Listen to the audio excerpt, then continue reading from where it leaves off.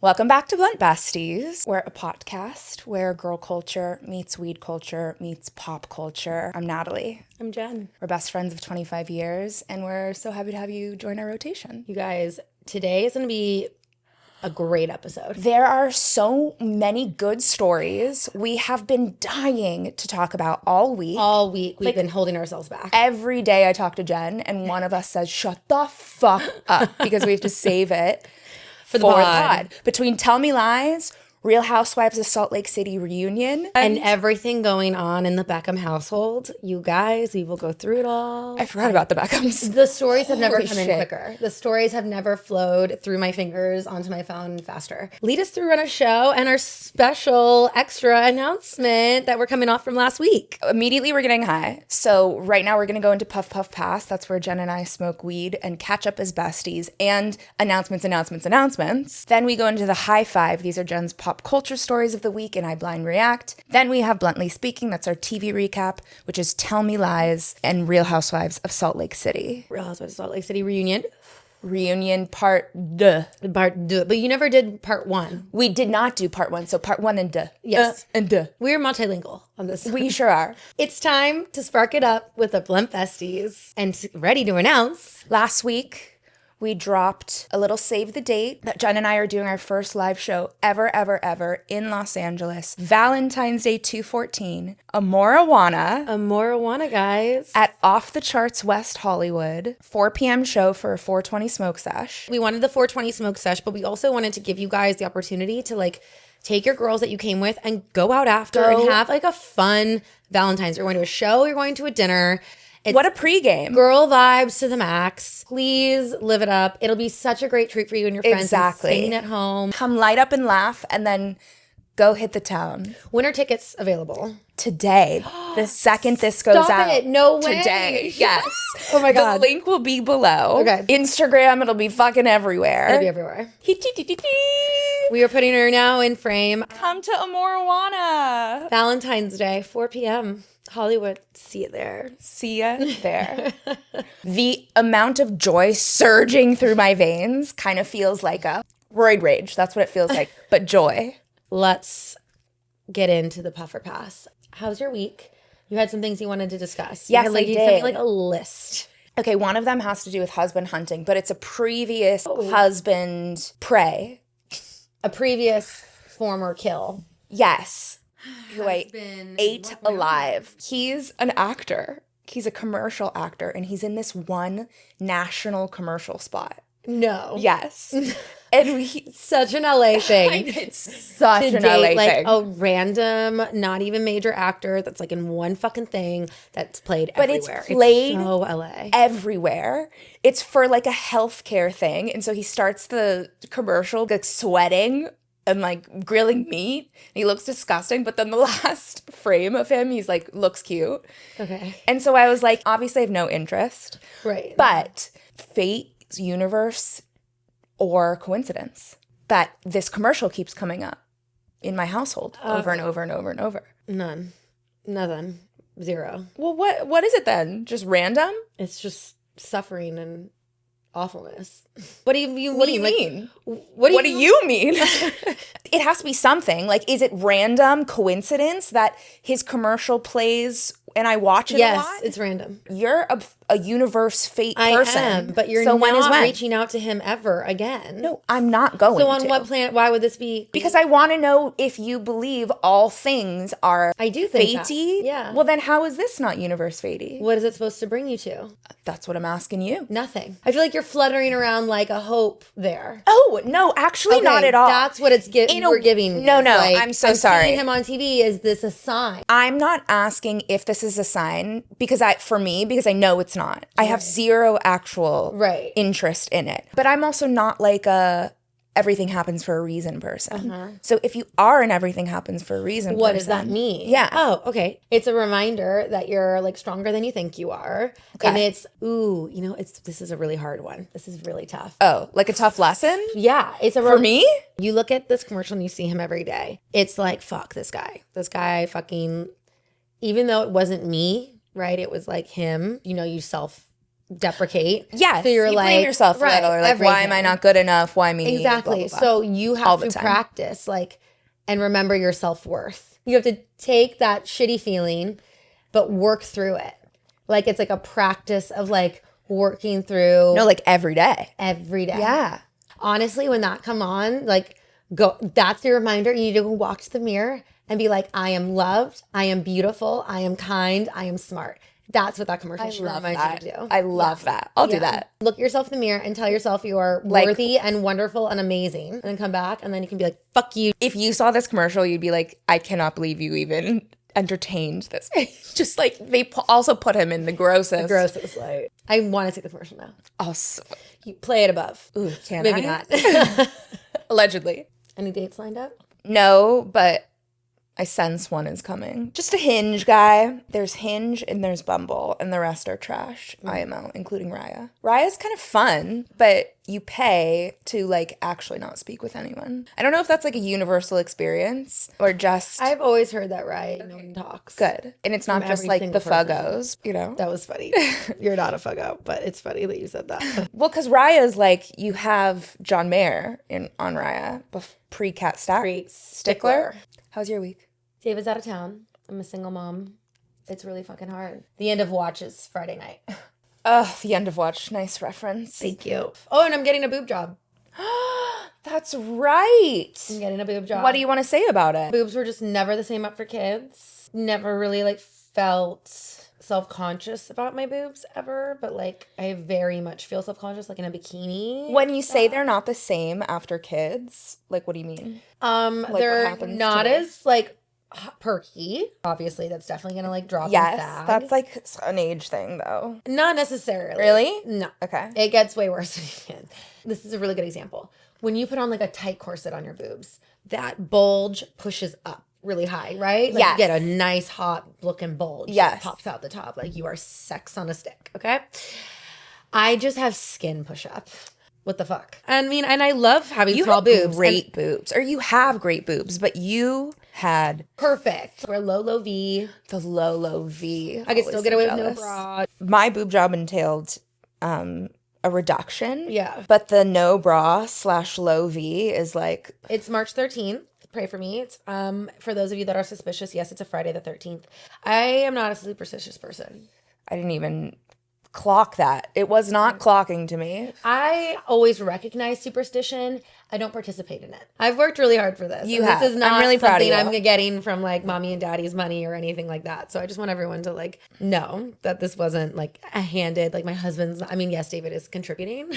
As he should. As he should. No, but you've worked hard for this money. Yeah. And this is how I want to fucking win this. I'm really proud of you. I've seen how hard you've been working. Thanks. And I'm really excited for your journey. Are you ready for the high five? I sure am. Okay, great. Endless things to talk about. Brooklyn Beckham accuses David and Victoria of putting branding before family and sabotaging wedding. This is the baseline of the fucking titles and the headlines, guys. So much has happened. So many memes have occurred. The internet has exploded. There were some accusations. He says he has no choice but to speak for himself and tell the truth about only some of the lies that has been printed. Basically, what he's saying is that his family, it's giving very like Meghan and Harry, very similar wording, very similar patterns of like conversation of like my family's putting out stories in the media about me and my wife. Also, British man, American woman. Incredibly poignant highlight. Connection, and I heard they were hanging out. I think we discussed them. Yes, we did. It's the same Brexit. He wanted to reconcile that they are not agreeing, that his brothers have gone against him. They put Brand Beckham first, which good title for that at least. They don't want to live a life shaped by the press or speculation. Then they addressed the wedding where he said members of his family called Nicola not blood and not family. He also said that his mom hijacked his first dance with his wife. She danced very inappropriately on me in front of everyone. I've never felt more uncomfortable or humiliated in my entire life. We wanted to renew our vows so we could recreate new memories of our wedding day that bring us joy and happiness, not anxiety and embarrassment. Yikes. Where to begin? Let's start with facts. Okay. Nicola has gone through multiple wedding planners. She sued or they sued, but there is a Lawsuit. and text had been printed, and she talks to them and treats them horribly over text message. It's very like elitist, like talking down to, right? Mm-hmm. Also a fact, Victoria Beckham is the least rhythmic Spice Girl of all the Spice Girls. So true. That is fact. We have seen her on dancing in front of us for generations. Yes. Okay? It's very cute. It's cute. White mom. Very white mom. Drinking wine. Yeah. Just like, you know, shimmy. A little shimmy here, a little shimmy there. That bitch can't twerk to save her goddamn life. How inappropriate are we going? Okay? Based on these two facts alone, roll the tapes. The tapes, everyone had to turn in their phones. Right. And but that's there are tapes. Who owns the tapes, Jen? Obviously. And we know what they're fucking saying about the tapes. They're like, it's so embarrassing. We would never release the tapes because it's like so traumatic. 3 questions to God when I die. Who killed John Bonet? We know it was the brother, right? Just confirm it was a brother. Release the Epstein files. Yes. And release the Beckham tapes. I don't think for 1 second it's as bad as he's making it to be. Well, he's made it even worse. He sure has. Yeah. He sure doubled down, didn't he? If double down was in the dictionary. But it's the siblings that you're going to have to like for sure win back over. And that's going to be almost impossible. It might be impossible. The reality is it's a lot of siblings to win back over. If or when he comes back into the fold, that will be years from now. They'll have distance from this. Yes. Because that's the fucking nail in the coffin. Yeah. You'll need it. He's obviously a person that like needs a son to orbit. Like Nick, exactly. You know what I mean? Worship. Like he needs worship. Like, he puts her purpose. all over his body. It's a cult like yes leadership worshiper. Yes. It's also young rich love in a way. Like he's safe to throw a fit of a rich boy being, I'm just trying to play devil's advocate a little bit. He's fit to throw a fit as a little rich boy to be like, my mommy and daddy are planning stories about me. I don't like my wife choice. When like you really never worked hard a day in your life. You don't know what it is to suffer. You don't want to know what it's like what the real world is like. Ever more so with this woman. Case closed. It's just really. We need a javelin. What is it? Pom, pom, pom, pom. A docket. A docket. A hammer. A javel. Thank you. A javel? I said javelin, but I think javel works. Gravel? Gavel? Gavel. Okay, wait. I don't disagree with everything you're saying, except for the part where you're like devil's advocate, and then you make the same point against Brooklyn that you have the whole like you've only been Team Victoria. So like right. You can't say devil's advocate and then be like Brooklyn's a spoiled little piece of shit. Because that's not the devil's advocate perspective in the slightest. I feel like I realized how strong my case was as I was saying it. It was just the funniest lineup of words. But it the same way, like, you know, Harry and Meghan, he's just like, he's a fucking prince, okay? He doesn't even have to do anything. He's the spare. Like, go have, you're partying, you're working with charities, you gotta do whatever you want. He doesn't even have to do anything. He's the spare. To him might be like, you're worthless. You're worthless and everyone knows it. And you're stuck in this monarchy life. He should go in the mirror and say, I am beautiful and I'm amazing, and gain his confidence. Carrie, if you heard Jen just now, rewind to when she told me to go in the mirror and be confident. Yeah. And say those words to yourself. And everything will be fine. And you can go back and live your life. So high. Rolling with the homies. With the homies. Elton was so... Stop it. Disgusting. Are you I've joking? never thought he was hot. I thought he was a sleaze and a half. He was so gross. No. From such an early age, I loved these men. Okay, and then like which man do you think I was obsessed with? With the shaved head? The gay one. Remember? Yeah. But he had like the jawline. You know what I mean? Oh, the shaved head. My God. So the mean. Gay one. All right, historia numero dos. I wanted to bring up, we usually don't talk about death, like unless it's like pretty major, although this is pretty major. But there's also a crazy story to this one. Italian fashion designer Valentino dies at 93. Legend. The image of style and lavish living, Valentino's signature features included crisp suits and a creme brulee complexion due to his fever for tanning. He was heavily inspired by the stars he saw on the silver screen and had a lifelong fixation with glamour. Wow. Creme brulee complexion. I love how that was described. So good. It was quoted, so he must have quoted that in his life. Yeah. What a fucking legend. Okay, no more quotes. This is from a quote from him. I love a beautiful lady. I love a beautiful dog. I love a beautiful piece of furniture. I love beauty. It's not my fault. He said in The Last Emperor 2008 documentary about him. I should watch that. What's your connection? My husband worked in retail and was at a clothing store in Beverly Hills before I met him. So he helps us like what he thinks is just like this like leathery old man with like an entourage kind of, and he's obviously doing his thing. David's doing his thing. David's like so personable. Everyone in the back is freaking out. David, do you know? Like, oh my God, it's Valentino. Valentino leaves. Hours go by, phone rings, pick up. David, Valentino's on the phone for you. David's like, okay. So on the phone, Valentino basically is like, hey, like you were so incredible. You were so great to work with. I have a business proposition for you. If you want to come to the Beverly Hills Hotel, I have the penthouse suite. I would love to talk business with you. And David's like, I'm not meeting this guy in his hotel room. Like, was like, I have plans after work. Because he's like, I'm not fucking going to this gay man's penthouse after work, like after work hours. Like, this doesn't feel appropriate. Honestly, just that, if you stop the story right there, Harvey Weinstein. It's given Weinstein. It really is. Yeah. So I don't know if this is a great look for Valentino, but this is a funny LA story. So David's like, okay, well, thank you anyway. Like, I have plans. He does not have plans. Valentino's like, I will leave your name at the front desk if you change your mind. I'll be there. And David's like, okay, cool. Thanks so much. Like, have a great day. Everyone's dying. What did Valentino say? Valentino said blah, blah, blah, blah, blah. But I'm not going to go because it's weird. I don't know. This feels weird. Everyone's like, you're fucking going. He wants to talk business with you. Like, you're going. You have to go see what he wants. Is what they always say to the girls. You know what I mean? I mean, truly. It's such an opportunity. You can't let it miss it. Yeah, this is Hollywood, babe. This is Hollywood. This is LA, baby. David goes after work. Does he go alone? Alone. And they escort him into the elevator. He goes up. The elevator opens. It's a big room. 2 couches, one facing the elevator, one with the back to the elevator. And just a lot of people bustling about, like waiters and designers and people and wandering. And he's sitting there facing the elevator. And he sees David walk in and he pats the seat next to him when he walks in the room. And David like immediately sits across from him. You know what I mean? Like he does not sit next to him. Could you even? Yeah.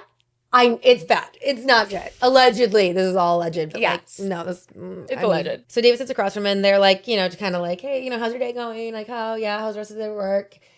And suddenly David looks around and everyone has left the room except for one like butler kind of like standing there like quietly. Then it starts getting a little bit more serious. And he said something along the lines of like Paris, Milan, London, like pick one.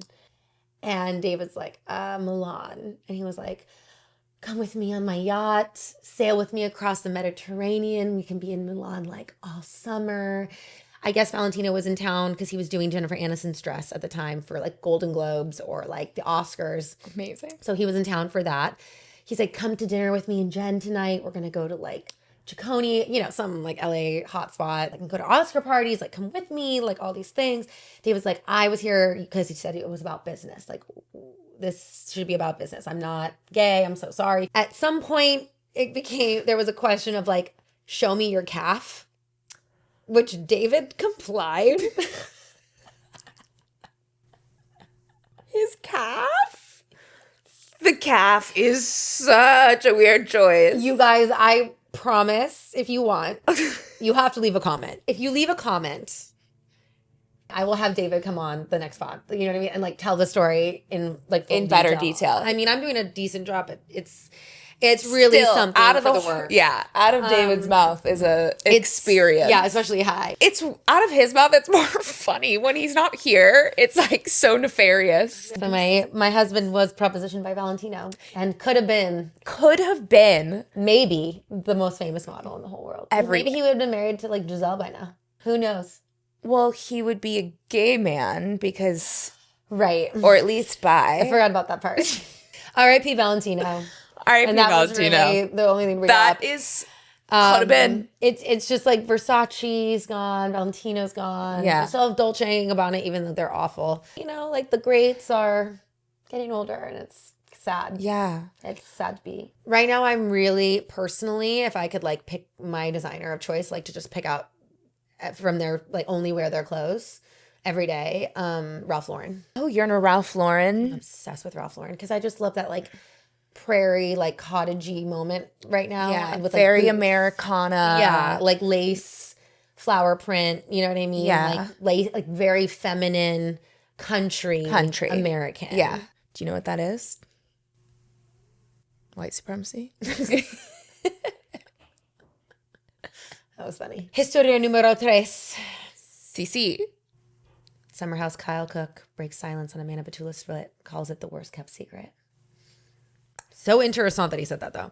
I feel like that's the wrong response, Kyle. I think people will be surprised, but also happy to see that Amanda and I are in a good spot. Interesting. Obviously, the internet's going to do its thing, but, you know, we literally pushed send together. She's only 34. She has her whole life ahead of her. I'm so excited for her. Amanda, I move just, like, to LA. Gas breathed in for her. A bikini line in Los Angeles. Come on the pod. Paige must be jumping for joy. Her and Hannah. It's their Tres Amigas. I saw today someone being like, Kyle Cook is going to single so hard in 2026 that he's going to like come into Summer House with like a full Ed Hardy outfit. I was like, that is the single he's going to be. He's a DJ. It's like, if we thought he was staying out late. I know. Oh my God. Like he's got like 5 more seasons of Summer House left in him. Like it's really bad. I don't know. I was rooting for them. Maybe I was an underdog in that, but. And I was rooting for her happiness. Yeah, I was rooting for him to like grow up. Well, yeah. But what does my dad always say? A woman marries a man thinking he'll change. And a man marries a woman thinking she'll never change. Historia número 4. This one's an interessant, and I'm like really intrigued. Sweet. It makes me feel icky inside. It makes this story does? Yeah, because it's supposed. Anyway, you're gonna see. Queer Eye Karamo Brown hot mic trash talk sparked fallout. Have you heard about this? I had heard that he unfollowed all of the other Queer Eye guys, but I didn't know this hot mic business. His mom overheard on set. Sources familiar to this situation tell TMZ the cast, Karamo, Anthony, Tan, Jonathan, and Jeremiah, were filming season 10 last summer in Washington, D.C. when Karamo brought his mom to set for a visit one day. We were told she was giving production headphones and observed filming from nearby. At one point, Karamo stepped away from the group, and while he was gone, Anthony, Tan, and Jonathan were overheard speaking negatively about Karamo, including criticizing certain lifestyle choices he makes. Unfortunately for the 3 guys, Karamo's mom heard the entire conversation through her headphones and later told her son what was said. Our sources say the incident created an immediate rift, and Karamo has been on the outs with Anthony, Tan, and Jonathan ever since. Jeremiah appears to be the only castmate Karamo remains close with, as he's the only one Karamo still follows on Instagram. The tension spilled into public view Tuesday during season 10 press day, and this is when I caught it. When Karamo was noticeably absent from the rest of the cast making the morning show rounds, and informed Netflix reps Karamo would no longer be appearing after his assistant emailed the show about his absence. As we previously reported, Karamo's assistant cited mental and emotional abuse, saying Karamo has been advised by his therapist to protect his peace. Karamo later appeared in a video message on Today telling his fans he was choosing self-love while promising viewers would love every minute of the milestone season 10 reunion episodes. The way it went down on the morning show, I saw the clip of it. These guys are together, right? The group of 4 are together on the couch. Karamo fucking does a video message in, and he is just like, yeah, I am not there because I need to protect my peace. I was mentally and emotionally abused. Like, and they're just sitting there like blank as fucking. Can't react. They played that while those guys were there? Sitting there. Yes. Maybe I'm wrong. That's what I watched. I saw it with my own eyes. I was like, and these guys are like supposed to be a brotherhood. They're supposed to be a family. You have to show me this clip when we finish. Bad. It must have been bad what they said. And it's a beautiful show. I love this show. It gives me like the best vibes. It's so wholesome. It's so sweet. I cry every episode. Yeah, it's like a spotlight so much love to people. On good people. I mean, and he's in the total right. And like, I can't believe they're not more embarrassed or they haven't put out a statement. of like, Oh, you know, we Netflix apologize. is all fucking over I that. want to know I want to know what they said, and I want to know how they feel about it. I want to know what that hot, because if they were all, that means there's a whole set of people that also overheard it. If you're listening to headphones. How's that? Oh my God, they were mic'd. Can't wait to see that season, because now, you know, everybody's going to look at the whole season through the lens of like looking for tense moments. Yeah. I mean, I sure will be. I mean, he called him bullying, and they were messing with his emotional like distress. Historia número 5? Yeah, 5. Blake Lively's messages to Taylor Swift, Ben Affleck, all release. Before we get into this in detail, besties, I should make like Jennifer's commandments, because there's like certain things that I say that I really am like, listen the fuck up. You really believe. And I have said this before. Okay. Never write shit in text messages. If you want to talk shit, fucking call your friend. It actually is way better than typing it out.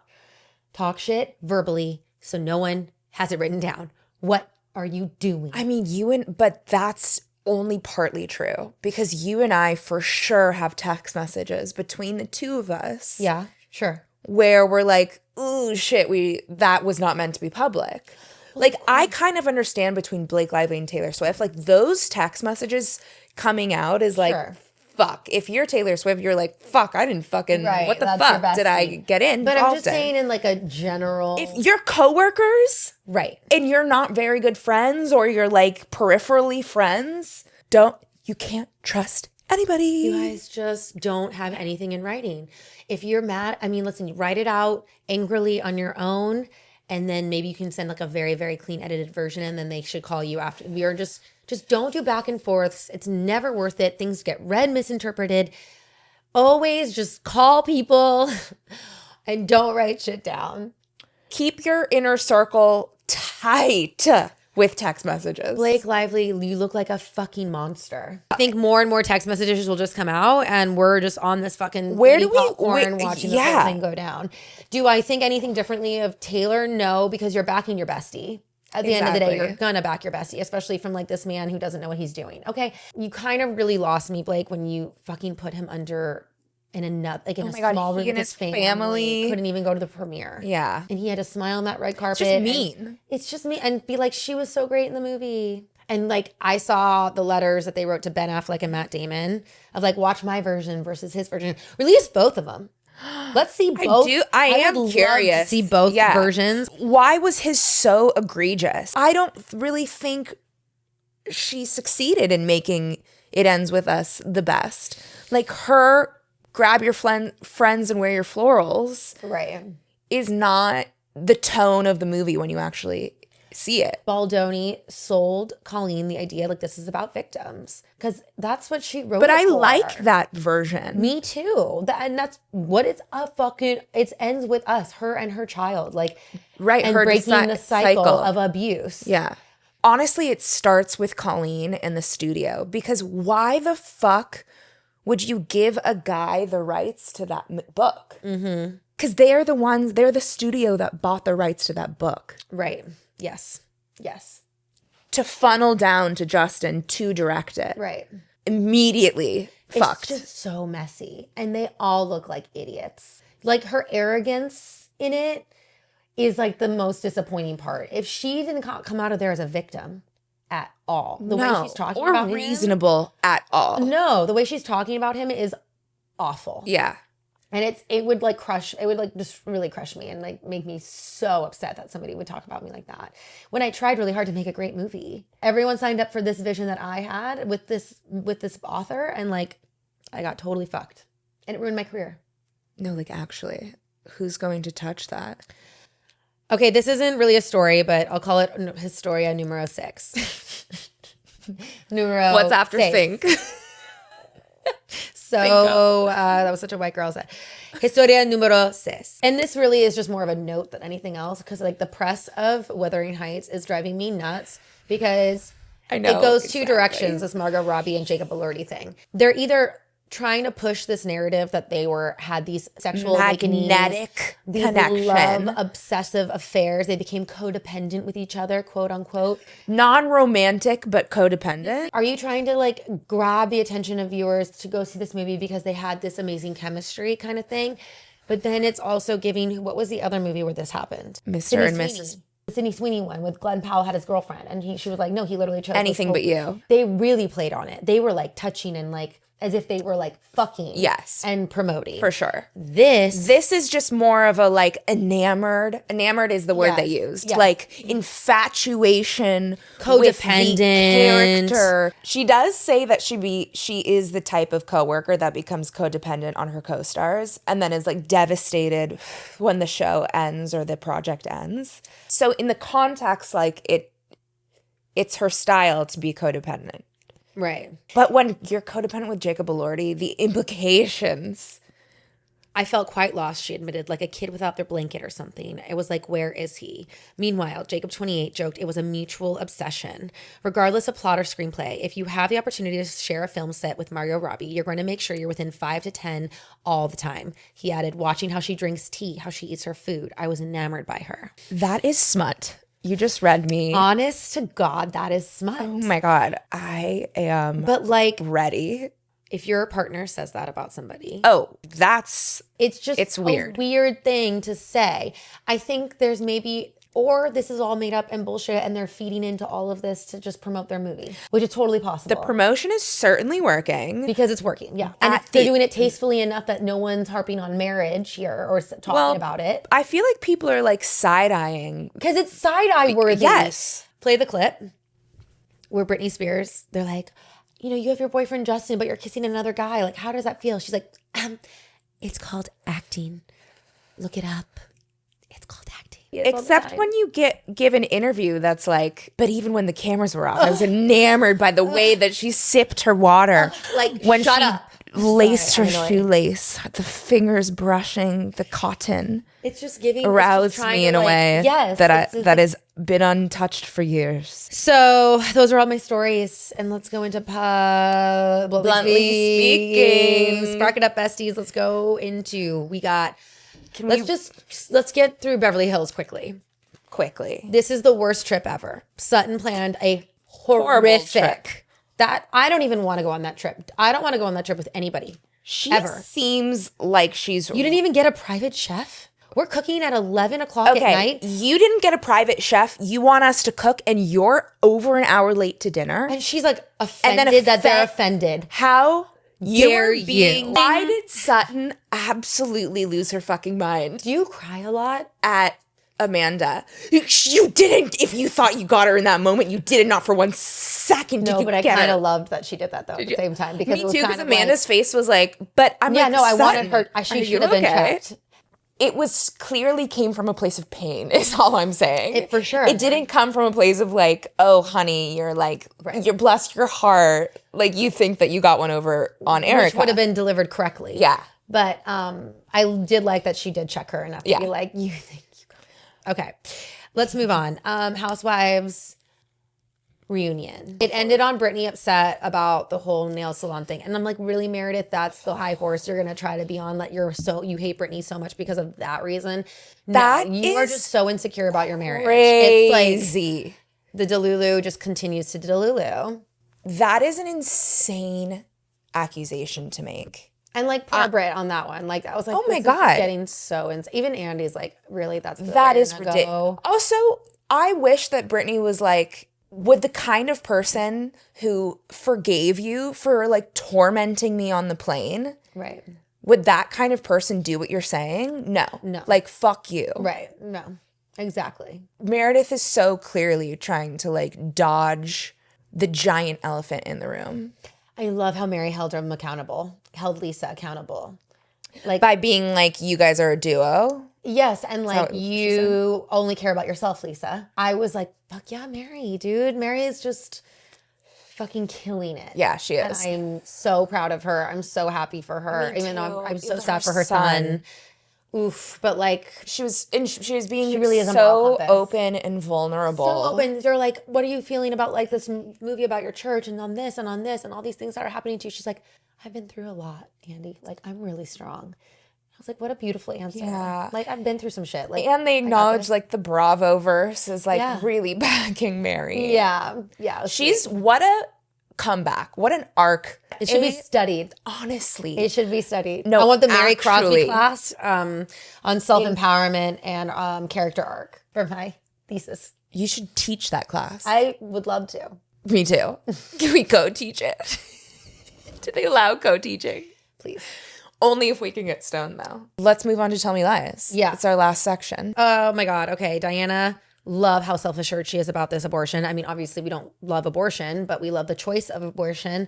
And we love that she's so confident in her decision. And that's what choices are all about. Exactly. So, go Diana, that fucking line. And Megan Oppenheimer, the showrunner, because that's like how they decided to portray it. And I think that is like so intentional and well done. Well done. Hell yeah on that line of like, I can't wait to abort your baby. That literally, that'll stick with me till the end of time. Guttural. Like I've never heard a dig that deep. that leaves you breathless, not even speechless, breathless. I literally called you and you're like, oh my God, wait, I haven't started. And it was 14 minutes in. And I was like, wait till you get to, you're like, I'll know the line. And your level was like, you'll know the line. You literally texted me. Immediately I knew. Wait, give him the Oscar. Also because now they've spun a web of Steven being like so fucking manipulative and cruel that you're like, It's in the way he walks now, even his character. Like when he like turns, it's almost like it's like a real sociopath. Like his body composition like shifts. morphs Yeah, it's so crazy. in the most subtle way. Like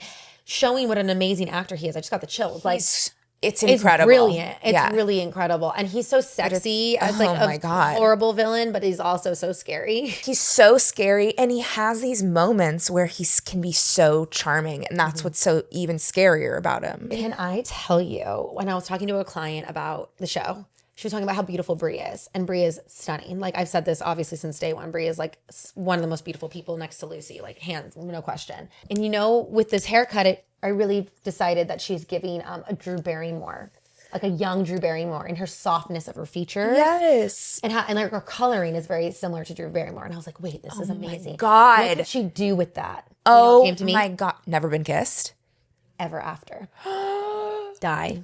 Literally die. Give that girl a corset and a ruffle. Give her fringe. all the Drew Barrymore remake shit. Like, I want to see her. Be a fairy princess, please. She'd be perfect. Perfect. Perfect. They need to make her be Drew Barrymore next season for Halloween in Tell Me Lies. Genius. You heard it here first. We'll be collecting our check in due time. The very last scene of this episode, Who's Lucy? What's her real name? Grace Van Patten. She did an interview saying that's based on Sir and like Vanderpump Rules. Like she based her character a lot off of Stassi. What? Yeah. Like she watched a lot of Vanderpump Rules to prepare for her role. As Lucy? As Lucy. Like toxic friendships and like fucking other people's boyfriends and like hating yourself and like your reaction to that and being caught. All these things are based on Vanderpump. I saw a interview with the showrunner where she was like, this season everyone really like pays consequences. Like it's like a season of suffering. Like that. Yes. Did you see that? Yes. When she's like, everyone wants Lucy to have consequences, and that's why they're like, don't do that to Lucy. Poor Lucy. This was been awful. Lucy is her getting fucked and like talked down to and like That getting was off really on that dark. is so fucked up.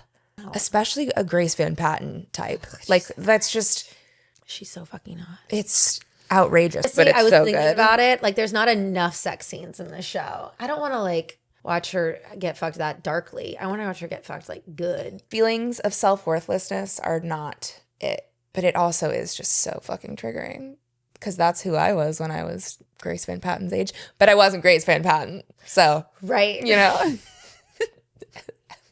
that's the difficult part in all of this. If only we could all be Grace Van Patten. Truly. And on Anyone that else? note, this is a really great show. We love it so much. Anyway. All right. I love you, bestie. I love you, bestie. This was fun. We love you so much. Love you guys. Buy tickets. Amourijuana 214 Gardening Valentine's Day. Gardening Valentine's Day. Bring your friends, bring your girlfriends. Come meet us. We want to meet you. Yes, we can't wait to smoke with ya. Yeah. Love you, mean it. Love you, mean it. See you guys in person and on the pod. Bye. Bye.